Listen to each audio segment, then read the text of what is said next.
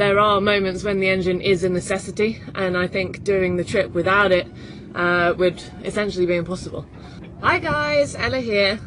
So we're going to start doing a bit of a Q&A where I can pick up on some questions that have been left in the comments or that you send in, and give you guys some answers and some clarity on some of the questions that you've got about the expedition. So today's first one, we're going to talk about the use of the engine on board. I've seen a couple of comments wondering why I've been using it when I have, so let me chat you guys through the engine use on board.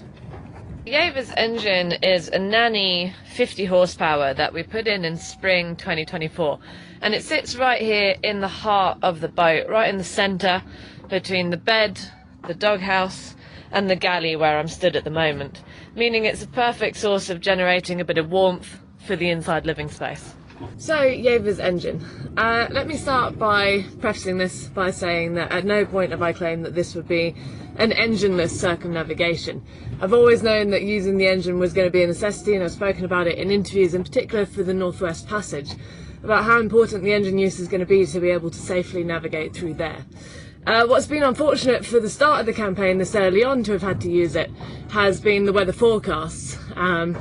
Realistically, the wind has either been fully on or completely off. Now, I draw the line at going backwards, right? I'm quite happy for Yaver to drift at 2 knots if we've got a very gentle breeze. But at the moment where she starts drifting backwards on herself and we're losing the ground we made, that's when I would make a decision to turn an engine on. So what you saw on the screen of the chart plotter when I made that video about the fishing vessels, all of those green triangles were fishing boats. It's maritime law, for those of you who aren't sailors, it's maritime law that sailing vessels and motorboats both have to give way to fishing vessels. Now, we had such light wind that morning, about 5 or 6 knots of wind, that allowing Yaver to drift without the engine on meant that I had no steerage way, no manoeuvrability. So I couldn't, when I was on a collision course with some of these fishing boats as they moved around, I couldn't safely get out of their way. So not only did that become a danger to navigation, but it would have been poor seamanship to leave Yaver adrift in those conditions. I want you to rest assured that I am a sailor at heart. I'm not here to steam my way around the Arctic Circle. That is not the point of this expedition. That is not what I'm trying to do. However, there are moments when the engine is a necessity, and I think doing the trip without it would essentially be impossible.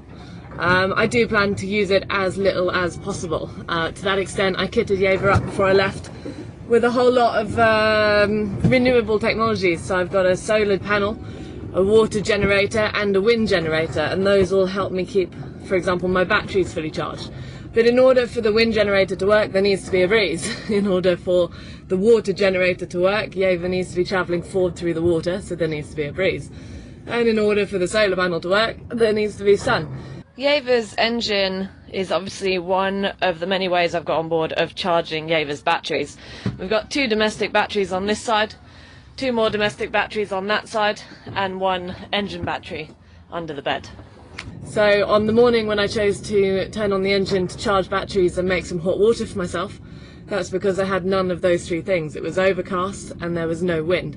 I needed to top up my battery charge and I needed a hot shower. Lastly, I want to chat to you guys about the logbooks that I'm keeping on board. I'm keeping 2 very extensive logbooks. One is the yacht log, which is where my positions go, my course, my headings, and whether I'm under sail or under engine. And then second to that, another logbook, which is for engine use only. I am writing down every single moment that the engine is turned on and turned off again, keeping a very extensive track of that because I am not trying to motor my way around the Arctic. And thanks to that book and the proof that I've got in there, I can reassure you all that I've only used the engine for 15% of the time since leaving Shetland, which, considering the weather forecasts I've been confronted with, I think is pretty good going actually. So yeah, 15%, if I can keep it at 15 to 20% for the whole circumnavigation, that will be absolutely fine with me. Hopefully with you guys too, and hopefully you understand a bit more where and when the engine comes into use now. Thanks!